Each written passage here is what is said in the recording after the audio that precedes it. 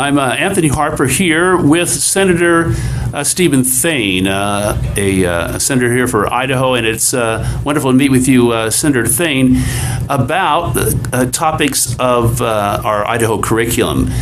There's been some concerns. I've met with Superintendent Dr. Don Coberly that had shared his concerns along with other superintendents about SBAC and reaction to the standards. So what do you know about SBAC and about Dr. Coberly's concerns? He's with the Boise School District.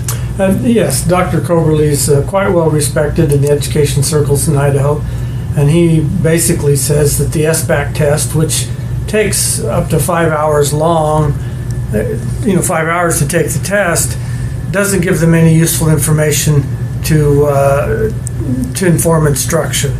So there are other tests, for example, the SAT test that students take in Idaho, and the SAT organization, which is the college board, gives all those questions back to the Boise School District or any other school district in the state.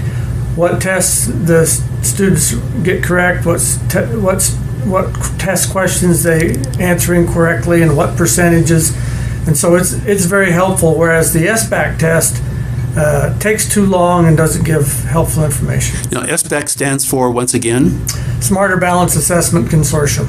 Okay, and there's also concern I've heard from parents specifically about data mining of the students, where the children have to fill out responses and this information goes directly to the federal government. Do you know anything about that?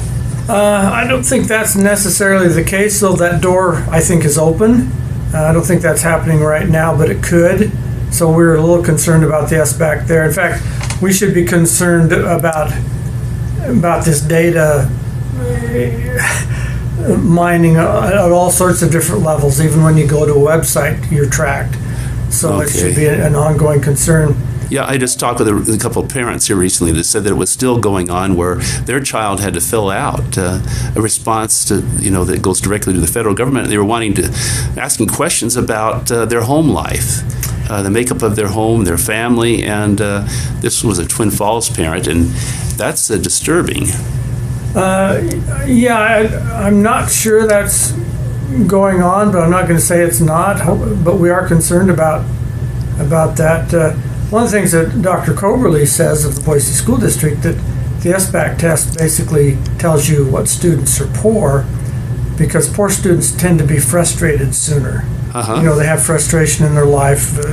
Concerns are under probably a little bit more stress than maybe a middle class or upper class student is.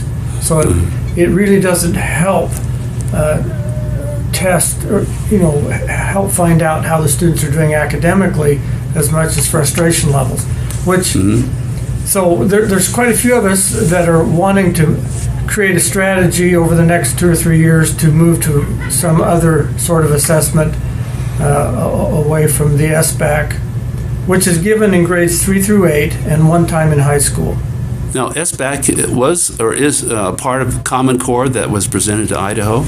It's related to Common Core. Common Core is the curriculum standards, and the SBAC measures how those standards are taught. So they're related. So if school districts don't send in that test, the SBAC test scores, what happens? Well, the federal government threatens the state with withholding of Title IX monies, federal monies for education. That's a serious issue, concern. Yes, it is, and so we need to have a plan forward, and also work with our federal legislators and the president to make sure that we turn this direction around.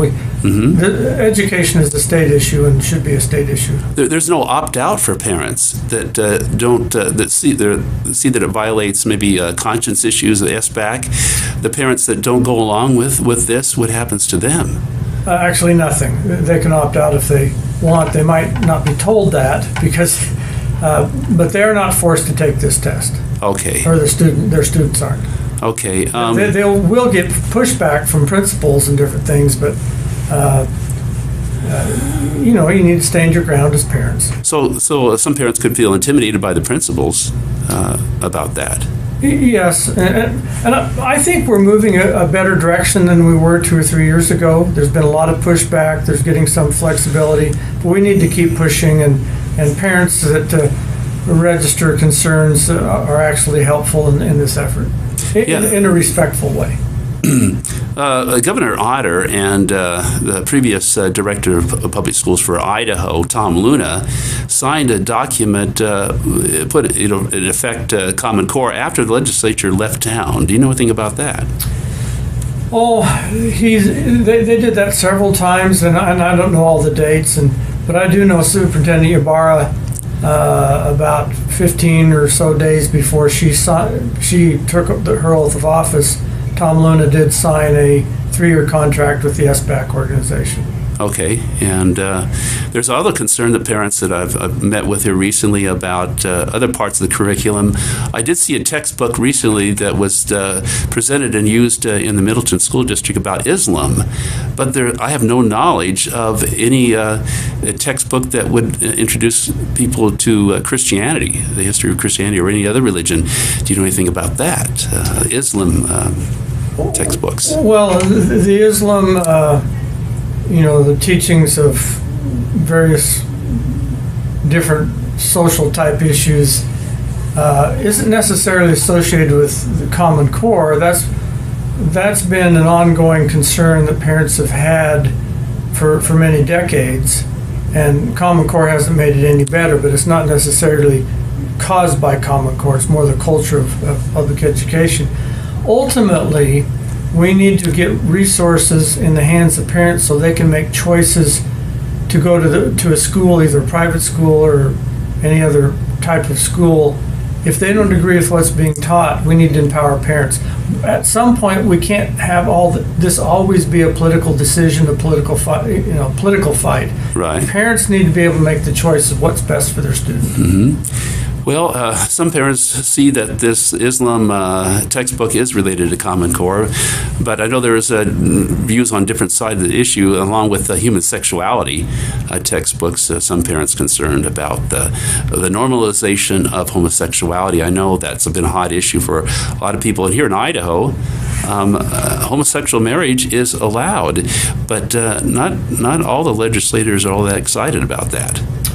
Well, and there goes back to the basic issue again. I'm saying that parents should be able to choose the type of education they want for their children. Mm-hmm. If they want homosexuality taught to their children, I'm okay to let them choose that, but that movement should not impose on those parents that want the traditional heterosexual relationship and marriage, Christian values taught. But that will always be an issue unless we let parents have resources so they can make that decision to go to, a Greenleaf or a Bishop Kelly or a private school that reflects their values. Mm-hmm. I'm actually going to write a book. I've written several, but the next one I'm going to write is about the family and the power of the family in nation building. And in order to really empower the family, you have to respect the family by letting them have resources and choices, and particularly when it comes to education. Well, the hot issues will continue. I thank you, Senator Thayne, for joining me to share your thoughts on SBAC and a few other issues. So thank you once again. It's a pleasure. Thank you.